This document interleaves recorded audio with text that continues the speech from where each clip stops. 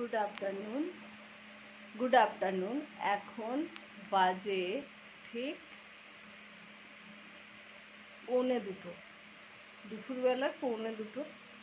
তো আমি আপনাদের দেখাতে চাই একটা জিনিস। আমার বাড়ি এমনিতেই গোছানো কখনোই নেই। তো এটা হচ্ছে দুপুরবেলা, ভীষণভাবে চড়া রোদ। তো এটা আমার বাড়ি। তো বাড়িতে আমি দেখাতে চাই। এই দেখুন, এখানে মা রান্না করছেন, আর এই যে 1 নাম্বার, আর এটা হচ্ছে 2 নাম্বার। এটা হচ্ছে সব থেকে বড় 2 নাম্বার। আচ্ছা, আর বাকি দেখাতে চাই। এখানে আমার থাকে জল স্টোরেজ থাকে। তো জলের সাথে আলাদা স্টোরেজও আছে। তো এই দেখুন, জলের সঙ্গে স্টোরেজ আছে।